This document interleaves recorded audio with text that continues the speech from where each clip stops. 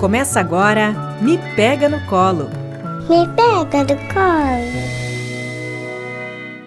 Olá, eu sou a Fra Benedetti. Eu sou a Cris Cruel e esse é o Me Pega no Colo, o podcast do Programa de Pós-Graduação em Saúde Materno-Infantil da Universidade Franciscana. Na Central Técnica, Clenilson de Oliveira e Lucas Acosta. O Me Pega no Colo é desenvolvido na rádio Web UFM. Hoje nós vamos falar sobre saúde mental de pais e mães. Então passa o seu café, aqueça a água para o chimarrão, porque nós temos duas convidadas muito especiais, duas psicólogas, a Fabiana Brando e a Elisa Andrade. A Fabiana coordena uma escola de formação voltada para psicólogos que atuam em orientação parental e também é mestranda do nosso programa. A Elisa Andrade é psicóloga clínica, tem prática no atendimento às gestantes, crianças, pais e mães e também é mestranda do nosso programa. Sejam muito bem-vindas, meninas. Obrigada. É um prazer ter vocês aqui.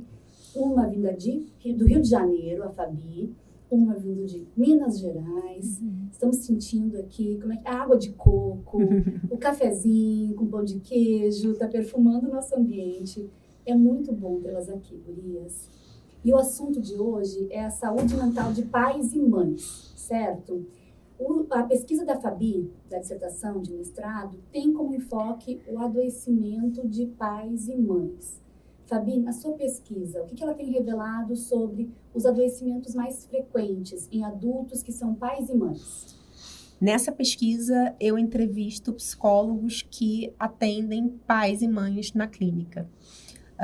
E no relato desses psicólogos, eles contam que percebem sintomas, principalmente sintomas depressivos e sintomas ansiosos mais prevalentes, né, que chegam à clínica deles. E isso está, né, esse dado está em consonância com dados sobre saúde mental da OMS, são dados de 2022, que falam sobre a prevalência dos transtornos depressivos e ansiosos. O transtorno depressivo tem uma prevalência de 30% na população mundial e os transtornos depressivos, 28,9%. Os ansiosos de 30%. Desculpa. E os depressivos de 28,9%. Quer dizer, isso. É bem semelhante, mas os ansiosos um pouquinho superiores. Sim, é isso, né? Sim.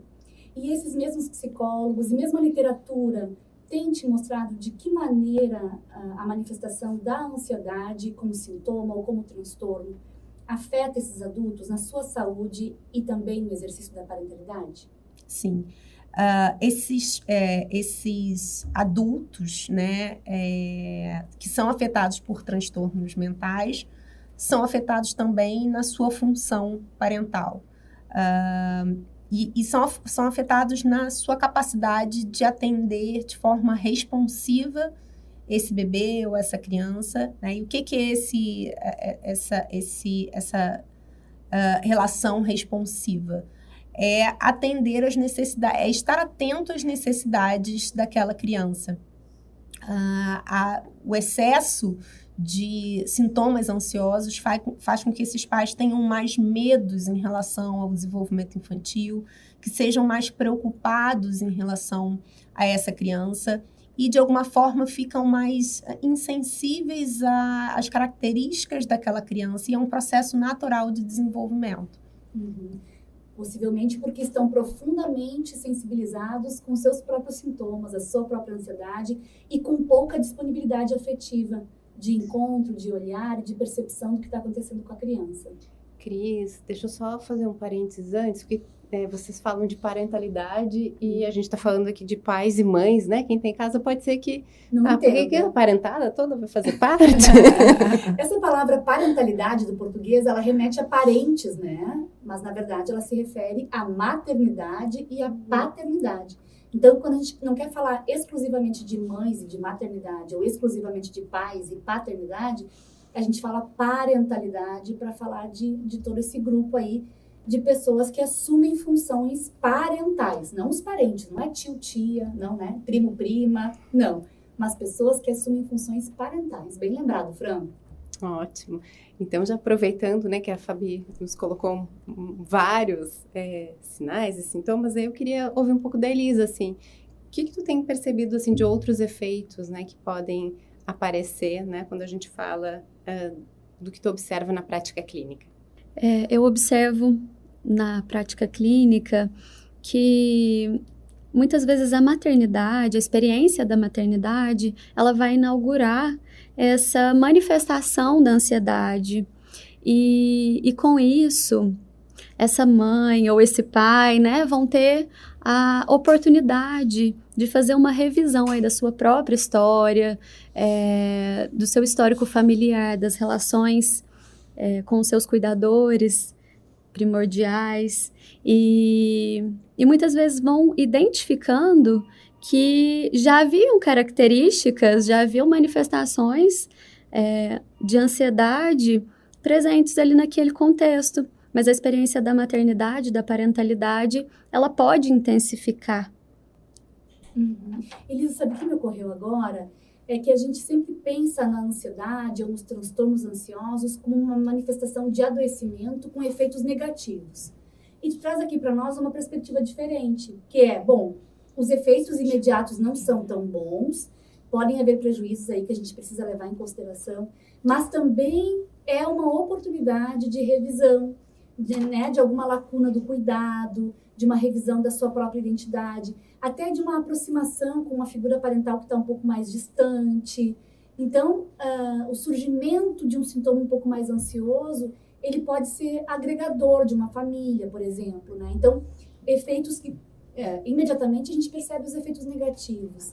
Mas, quando o surgimento da ansiedade promove, por exemplo, uma ampliação da rede de apoio, uma proximidade dos vínculos afetivos, nós também podemos ter aí efeitos positivos. Sim, sim. Apesar de ser uma experiência desafiadora, que envolve um sofrimento emocional, pode ser também um ponto de partida para um autocuidado, né? E uma reedição dessa história, desse cuidado a partir dos filhos. Né? E um sinal de que nós temos aí uma identidade sendo atualizada. Sim. Porque não tem como tornar-se pai, tornar-se mãe, e sem uma atualização da identidade. Exatamente. Não é? É inerente a esse processo. Quer dizer, a experiência de tornar-se pai, tornar-se mãe exige uma nova posição diante da vida, nos relacionamentos, e uma nova perspectiva de si, né? Sim. Então, é interessante pensar nisso, né? Não pensar só num quadro de adoecimento, mas também numa oportunidade de revisão e atualização da sua identidade. E aí também queria ouvir um pouco da Elisa sobre quais as intervenções psicológicas você considera assim, mais efetivas para esses pais e para essas mães.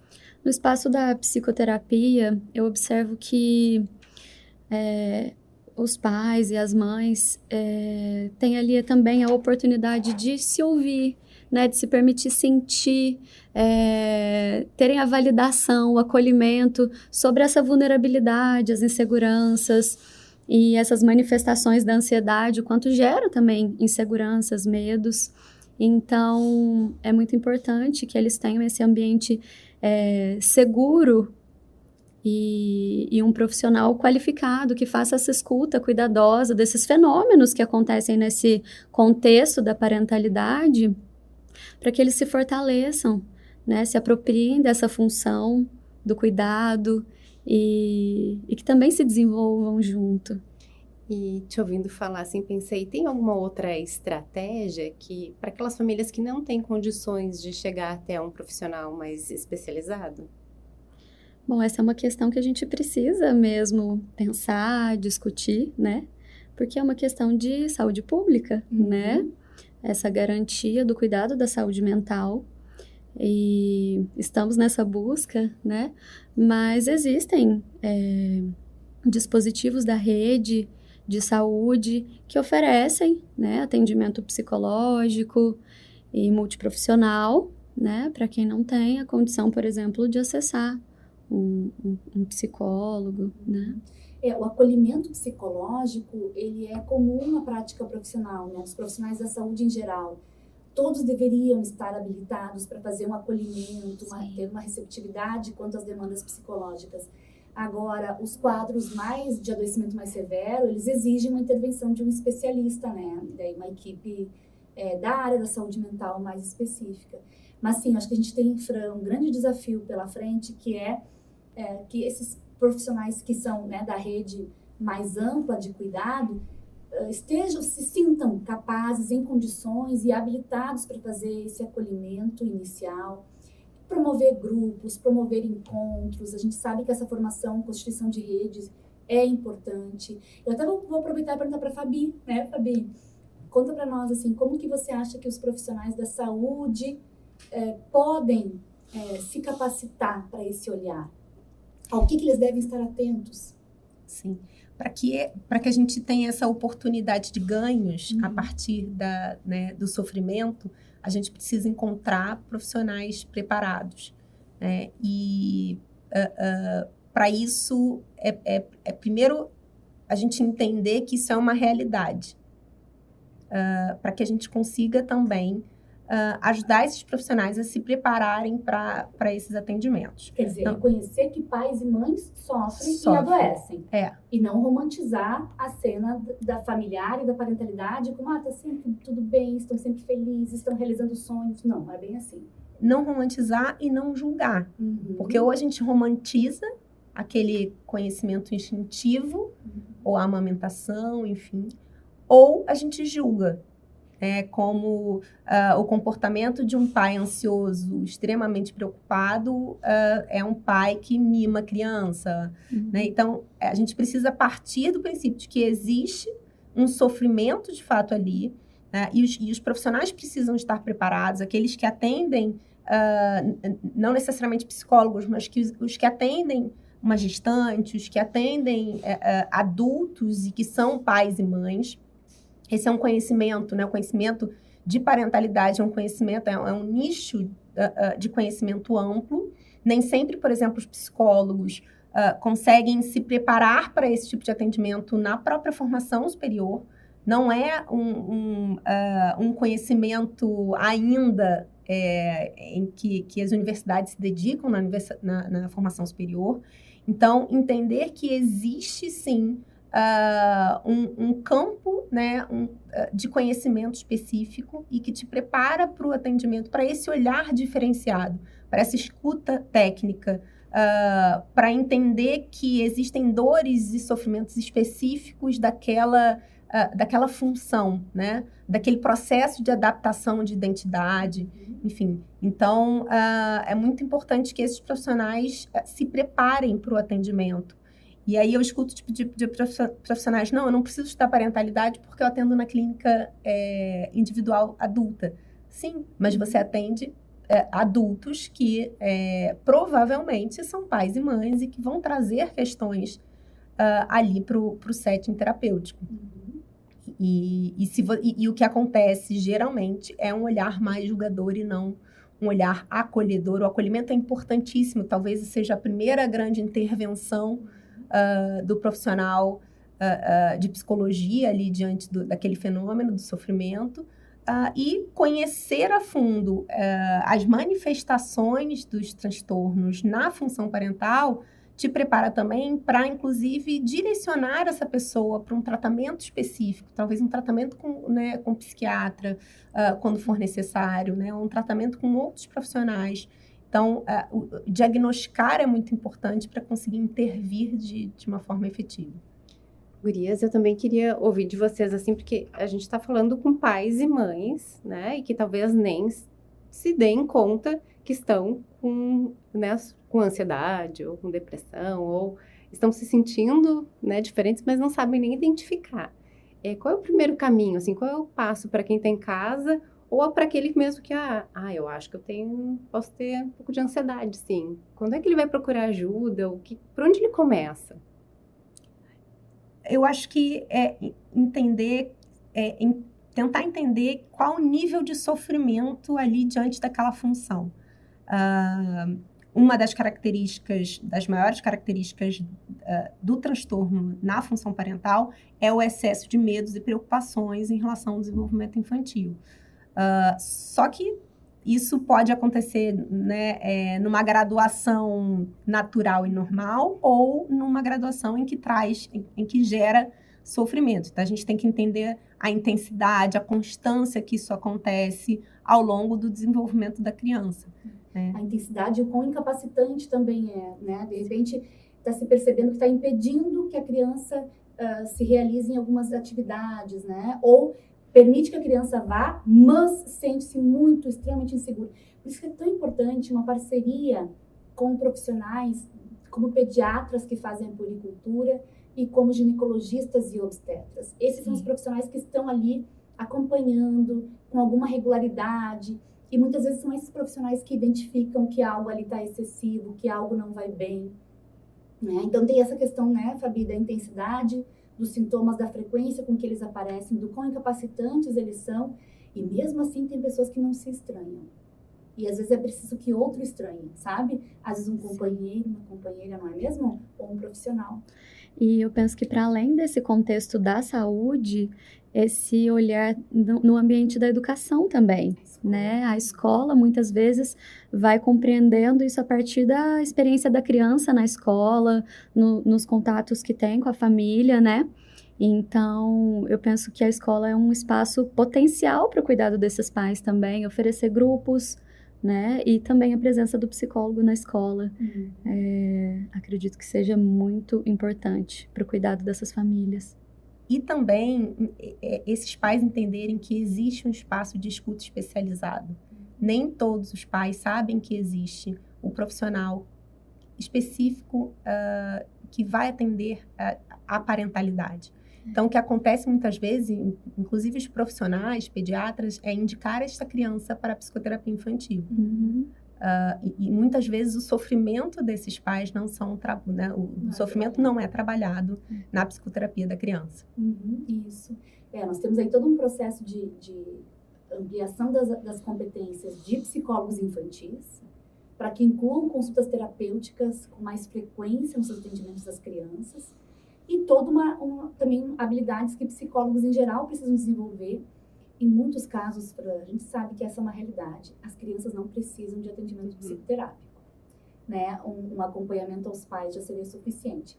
Mas muitas vezes também é muito desafiador para os pais admitirem que eles precisam desse tipo de ajuda. Então, eles levam a criança vai ali como sendo a representante dessa sintomática da família, né? Sim.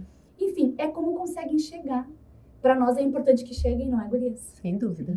Então, se conseguem chegar assim, ok, a gente acompanha por aí, olha para a criança, avalia a criança e a gente vai chegando nos pais aos pouquinhos, né? Exatamente. Mas é importante toda uma habilidade formativa, né? Uma competência específica de profissionais para essa área. E não é possível a gente olhar para uma criança, um bebê, um adolescente, enfim, sem considerar o seu contexto, né? Sem considerar o espaço familiar e os espaços que ele também pertence, né? Ótimo. A gente sabe também, né, Fabiana, que dessa dissertação de mestrado vai sair um guia de orientações para psicólogos e psicólogas. Estamos ansiosos por esse produto, viu? Vamos só dar um spoiler bem pequenininho. É um guia, né, Fabi? Sim, estamos desenvolvendo um manual onde esses profissionais poderão entender, compreender a dinâmica ali do sofrimento, entender quais são as características de que forma que eles se apresentam na dinâmica parental, para entender como, né, para saber diagnosticar e para saber também intervir, entregar um ambiente facilitador para esses pais. É importante que psicólogos se sintam seguros também nessa prática de diagnóstico e de condução dos casos que envolvem ansiedade parental. Muito bem, meninas. Temos um programa, Fran? Temos um programa, Cris. Acompanhem nas redes sociais, enviem os temas e convidados que vocês gostariam de ouvir no Me Pega no Colo. O meu Instagram é @fran_benedetti e o do mestrado do Programa Profissional em Saúde Materno Infantil é @ppgsmiufn. Meu Instagram é @cristina.cruel. Muito obrigada, meninas. Valeu, foi muito bom. Obrigada. Muito obrigada pelo convite. Até o próximo. Até o próximo Me Pega no Colo. Até. Me pega no colo.